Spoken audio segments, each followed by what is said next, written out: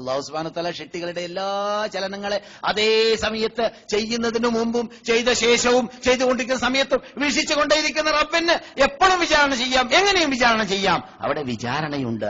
ആ വിചാരണയില് ചോദ്യത്തിന് മറുപടി നൽകിയാലോ സ്വർഗത്തിന്റെ കവാടം തുറന്നു കിട്ടുകയും ചെയ്യും. തീർന്നില്ലേ? പരലോകത്തിലേക്ക് എത്തുന്നതിന് മുമ്പാണ് ഈ പറയുന്നത്. താൽക്കാലിക വിശ്രമ സ്ഥലമാകുന്ന ഖബറുണ്ടല്ലോ, അവിടെ തന്നെ എന്തുണ്ട്? നമുക്ക് സ്വർഗം കണ്ട് ആസ്വദിക്കാമെന്ന് അല്ലാഹു തൗഫീഖ് നൽകട്ടെ. അല്ലെങ്കിൽ നരകം. അപ്പോൾ ആത്മാവിനെ പിടിക്കാൻ വേണ്ടി വരുന്നതായ മലക്കുകൾ ഇവിടക്ക് നീചമായ ആത്മാക്കളാണ് കാണുന്നതെങ്കിൽ അവർ പറയും ഫീമ കുന്തും, എവിടെയായിരുന്നു നിങ്ങൾ, എവിടെയായിരുന്നു നിങ്ങൾ? ചോദ്യത്തിന്റെ ശൈലിയിൽ നിന്നിട്ട് പറയും പോലെ ഏത് ചവറ്റുപൊട്ടിയായിരുന്നു കൊട്ടയിലായിരുന്നു നിങ്ങൾ എന്ന് പറയും പോലെ, പറയുമ്പോൾ ഇങ്ങനെ മുക്കൊക്കെ പിടിച്ചു പറയും പോലെ എന്താ ഇത്, ഇതൊരു അശ്ലീലമാണ്, ഇതൊരു വെടക്കാണ്, ഇതൊരു നീചമാണ്. അതെ, ആ സൈസിലുള്ള ജീവിതമല്ലേ പലരും ജീവിക്കുന്നത്, നിങ്ങളെ കുറിച്ചല്ല.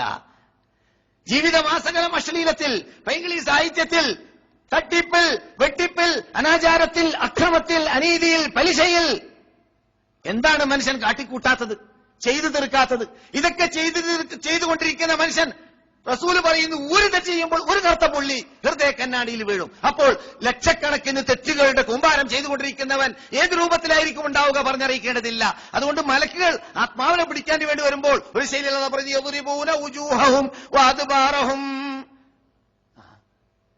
അവരുടെ പിൻസൈഡിനെയും അവരുടെ മുഖത്തെയും ഇടിച്ചുകൊണ്ടായിരിക്കും ആത്മാവിനെ പിടിക്കുക. ഫീമ കുന്തും, എവിടെയായിരുന്നു എന്ന് ചോദിച്ചുകൊണ്ട് ഖാലു, അവർ പറയുന്നതാണ് എന്ത്? കുന്നാ മുസ്തദഅഫീന ഫിൽ അർദ്, ഞങ്ങൾ ഭൂമിയിൽ ജീവിക്കുന്ന കാലഘട്ടത്തിൽ ശേഷികെട്ടവരായിരുന്നു, ഞങ്ങൾക്ക് ഈമാൻ കുറവായിരുന്നു. അതുകൊണ്ട് ഞങ്ങളുടെ റൂം ഇസ്ലാമീകരിക്കാൻ, ഞങ്ങളുടെ നാട് ഇസ്ലാമീകരിക്കാൻ, ഞങ്ങളുടെ വീട് ഇസ്ലാമീകരിക്കാൻ, ഞങ്ങളുടെ കാർ ഇസ്ലാമീകരിക്കാൻ, ഞങ്ങളുടെ ബിസിനസ്സിൽ ഇസ്ലാമീകരിക്കാൻ, ഇതിനൊന്നും ഞങ്ങളുടെ ഈമാൻ ഞങ്ങളെ സഹായിച്ചില്ല. കാരണം ശേഷികെട്ട ഈമാന്റെ ഉടമകളായിരുന്നു ഞങ്ങൾ എന്ന് പറയുന്നതാണെന്നാണ്. ഈ ശൈലി ഖുർആനിൽ പലയിടങ്ങളിലുമുണ്ട്. ഇടികൊള്ളുമെന്ന് പറയുന്ന ശൈലി. ഇത് മരണപ്പെടുന്ന വേളയിൽ നാം ഇങ്ങനെ കാണാം, മൂപ്പരിനെ കണ്ണുരുട്ടുന്ന ഒട്ടുമ്പോൾ കാണുന്നവർ പറയാണ്, ഓ വാപ്പാന ഒഴിവാക്കി പോവല്ലേ എന്ന് വിചാരിച്ചിട്ട് കണ്ണുരുട്ടായിരിക്കും, അല്ലെ മക്കൾ ഒഴിവാക്കി പോവാണല്ലോ എന്ന് വിചാരിച്ചിട്ട് കണ്ണുരുട്ടായിരിക്കും. അള്ളാഹ് പറയുന്ന അതല്ല, അതൊന്നുമല്ല മൂപ്പര് കണ്ണുരുട്ടുന്നത്. പിന്നെയോ ഇദാ ബലഗത്തിൽ ഹുൽഖൂം വഅൻതും ഹീനഇദിൻ തൻദുറൂൻ വനഹ്നു അഖറബു ഇലൈഹി മിൻകും, നിങ്ങളെക്കാൾ നാമാണ്, നമ്മുടെ ശിക്ഷയാണ് അല്ലെങ്കിൽ രക്ഷയാണ് നമ്മുടെ മലക്കുകളാണ്, അദാബിന്റെ മലക്കുകളാണ് അല്ലെങ്കിൽ റഹ്മത്തിന്റെ മലക്കുകളാണ് അവനുമായി ഇപ്പോൾ ഏറ്റുമുട്ടുന്നത്, അല്ലെങ്കിൽ അവനുമായി ബന്ധപ്പെടുന്നത്. അവൻ പുതിയ ലോകത്തെ കാണുകയാണ്, ഇവിടെ ഇതുവരെ കാണാത്തതാണ് കാണുന്നത്. നരകം കാണുന്നു, സ്വർഗം കാണുന്നു, മലക്കളെ കാണുന്നു, നന്മ കാണുന്നു അല്ലെങ്കിൽ ശിക്ഷ കാണുന്നു. അതുകൊണ്ട് വേറെ ലോകത്തിലായതുകൊണ്ട് അവൻ കണ്ണുരുട്ടുകയാണ്.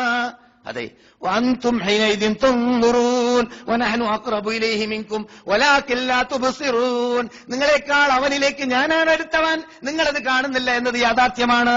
ഇത് ഓരോരുത്തർക്കും ഒരു പക്ഷേ ഇപ്പോൾ സംഭവിക്കാൻ സാധ്യതയുണ്ട്. പക്ഷേ ഈ കവാടത്തിലേക്ക് ചെല്ലുന്ന മരണമാകുന്ന കവാടമുണ്ടല്ലോ, ആ കവാടത്തെ പരലോകത്തിലേക്ക് ചെല്ലുന്ന ഈ കവാടമുണ്ടല്ലോ, ആ കവാടത്തിലേക്ക് ചെല്ലാതെ, ആ കവാടത്തിൽ കൂടി വിട്ടുകിടക്കാതെ ഒരു മഖ്ലൂഖിനും ഇവിടുന്ന് രക്ഷയില്ലേ ഇല്ല, ഉറപ്പാണ്. ഇത് ഉറച്ചു കഴിഞ്ഞാൽ പിന്നെ ചിന്തിക്കേണ്ടത് അടികൊള്ളാതെ രക്ഷപ്പെടണം, ഇടികൊള്ളാതെ രക്ഷപ്പെടണം. ഇടികൊള്ളൂ എന്നാണല്ലോ ഖുർആൻ പറഞ്ഞത്. ഏത് എവിടെയായിരുന്നോ എന്ന് ചോദിച്ചിട്ട് ഇടികൊള്ളും.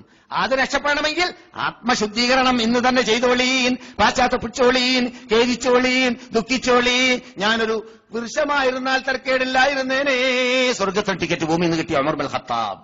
നമുക്ക് അങ്ങനെയൊക്കെ തോന്നിയിട്ടുണ്ടോ? എന്താണ് അങ്ങനെ പറയാൻ കാരണം? ഈ നരകത്തിനെ കുറിച്ചൊക്കെ ചിന്തിക്കുമ്പോൾ, ആ നരകത്തിലുള്ള ഹാളലുകൾ പാളലുകൾ ചിന്തിക്കുമ്പോഴൊക്കെ ഈ ഒരു മനുഷ്യനല്ലാതെ ഒരു വൃക്ഷമായി എന്നെ അത് ഷെട്ടിച്ചിട്ടുണ്ടെങ്കിൽ വൃക്ഷത്തിന് എന്തില്ല തക്ലീഫില്ല, അങ്ങനെ ആണെങ്കിൽ വേദനയില്ലല്ലോ, ചിന്തിക്കേണ്ട ആവശ്യമില്ലല്ലോ. ഇപ്പോൾ ഇതൊക്കെ ചിന്തിക്കേണ്ടി വരുന്നല്ലോ. എന്തായിരിക്കും മരണശേഷം സംഭവിക്കുക, എങ്ങനെയായിരിക്കും മറുപടി നൽകുക, അഥവാ മറുപടി നൽകാൻ പറ്റിയില്ലെങ്കിൽ ഞാൻ ഖബറിൽ എങ്ങനെയായിരിക്കും ജീവിക്കുക, എന്നിട്ട് വീണ്ടും പുനർജീവനം, ഏത് രൂപത്തിൽ ജീവിതം, എങ്ങനെയാണ് പുനർജീവിതം നൽകപ്പെടുക, ഈ കാര്യത്തിലൊക്കെ ചിന്തിച്ച് തല പോകേണ്ട ആ പ്രശ്നമേ ഇല്ലല്ലോ എന്നത് വിചാരിച്ചിട്ട് ഉമർ പറഞ്ഞു പോലെ ഒരു വൃക്ഷമായിരുന്നു, ആ തരക്കേടില്ലായിരുന്നു ഞാൻ. നമുക്കൊക്കെ ഈ കിട്ടിയ ചാൻസ് തന്നെ ഇനിയും കിട്ടിക്കൊണ്ടേയിരുന്നാൽ ഏതേ കുടിക്കാനേ, പിടിക്കാനേ, ഇടിക്കാനേ, തോന്നിവാസം ചെയ്യാനേ, അശ്ലീലം കാണാനേ, അത് ചെയ്തുകൊണ്ടേ ഇരിക്കാൻ. സമയം തീർന്നാ പറയുന്നത്. സഹോദരന്മാരെ, ചുരുക്കത്തിൽ പറയാൻ ഉള്ളത് അള്ളാഹു പറഞ്ഞ ശൈലിയാണ്. ഏത്? ഈ എന്നിൽ അർപ്പിക്കപ്പെട്ടതായ വിഷയത്തെക്കുറിച്ച് പരിശോധിക്കാൻ വേണ്ടി പെട്ടെന്ന് ഖുർആൻ നോക്കിയപ്പോൾ 170 പ്രാവശ്യമാണ് മരണം എന്ന വിഷയം ഖുർആനിൽ ചർച്ച ചെയ്യുന്നത്. എത്ര? 170 പ്രാവശ്യം. അതേ വിഷയം തന്നെ 28 പ്രാവശ്യം വഫാത്ത് എന്ന പദത്തിൽ കൂടി ചർച്ച ചെയ്യുന്ന കണ്ടു. അതേ വിഷയം തന്നെ 10ൽ പരം പ്രാവശ്യം അജൽ എന്ന പദത്തിലൂടെ ചർച്ച ചെയ്യുന്ന കണ്ടു. ഇങ്ങനെയുള്ള ഒരു വിഷയം ചർച്ച ചെയ്യണമെങ്കിൽ ദിവസങ്ങളല്ല മാസങ്ങൾ വേണ്ടിവരും. അതാണ് ഇപ്പോൾ അരമണിക്കൂറിൽ ചർച്ച ചെയ്യപ്പെട്ടത്. അതിന്റെ രക്തചുരുക്കം എന്താണ്? കുല്ലു നഫ്സിൻ ദാഇഖത്തുൽ മൗത്ത്, എല്ലാവരും മരണം ഇവിടെ ആസ്വദിക്കേണ്ടവരാണ്. അതല്ല പ്രശ്നം. പിന്നെയോ ഫമൻ സുഹസിഹ അനിന്നാർ, നരകത്തിൽ നിന്ന് ദൂരപ്പെടുകയും വഉദ്ഖിലൽ ജന്ന, സ്വർഗ്ഗത്തിൽ പ്രവേശിക്കാൻ സാധിക്കുകയും ചെയ്താൽ ഫഖദ് ഫാസ്, അവനാണ് വിജയിച്ചവൻ. ആ വിജയിച്ചവരിൽ പെടാനുള്ളതായ മാനദണ്ഡം, അതിനുള്ള മാർഗം, അതിനുള്ള റൂട്ട് ഇന്ന് തന്നെ കൈകൊള്ളുക. അതിനെന്ത് വേണം? ഒരു കൊല്ലത്തിൽ പ്രാവശ്യം ക്യാമ്പിംഗ് നടത്തിയാലോ ഒരു സമ്മേളനം നടത്തിയാലോ മാത്രമല്ല, പിന്നെയോ ആ സമ്മേളനത്തിലൂടെ ആ ദഅവത്തിലൂടെ കിട്ടുന്നതായ ആ ഈമാനിക ആവേശമുണ്ടല്ലോ, അത് സ്ഥിരമായി നമ്മളിൽ എന്നും ഉണ്ടാവണം. ഏതുവരെ? അള്ളാഹുമായുള്ള ലിഖാ സംഭവിക്കുന്നതുവരെ, അഥവാ അള്ളാഹുവിനെ കാണുക, മരണം.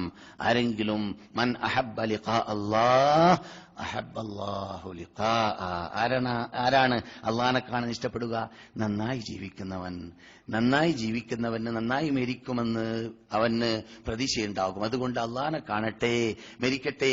അപ്പോൾ ആരെങ്കിലും മരിക്കേണ്ട സന്ദർഭം വന്നു കഴിഞ്ഞാൽ എല്ലാവർക്കും സംഭവിക്കേണ്ടതാണല്ലോ, അവൻ യുഹ്സിനുദ്ദന്ന ബില്ലാഹ്, സഹീഹ് മുസ്ലിമിലും എന്റെ ഓർമ്മ ശരിയാണെങ്കിൽ സഹീഹ് ബുഖാരിയിലുമുള്ള ഭാഗമാണ്. അള്ളാഹുവിൽ നല്ല ശുഭ പ്രതീക്ഷയുണ്ടായിരിക്കണം. എന്താണത്? അള്ളാഹ് എന്നെ, ഞാൻ ചെയ്ത അമലിനെ, ഞാൻ മനക്കെട്ട മനക്കടലിനെ അള്ളാഹ് പാഴാക്കി കളയുന്നതല്ല, അള്ളാഹ് എന്നെ നിരാശപ്പെടുത്തി കളയുന്നതല്ല എന്ന നല്ല വിശ്വാസത്തോടു കൂടി മരിക്കാനുള്ള ചുറ്റുപാട് അന്തരീക്ഷം ഉണ്ടാക്കുക. അല്ലാത്ത അള്ളാഹു അല്ലാത്തവരെ വിളിച്ച് പ്രാർത്ഥിച്ച് ശിർക്ക് ചെയ്ത് തോന്നിവാസം ചെയ്ത് അനാചാരം ചെയ്ത് ജീവിക്കുന്നവന് മരിക്കുന്ന വേളയിൽ ഒന്നും പ്രതീക്ഷിക്കാനുള്ള ആഗ്രഹം ചാൻസ് ഇല്ല. അതുകൊണ്ട് പ്രയോജനവുമില്ല.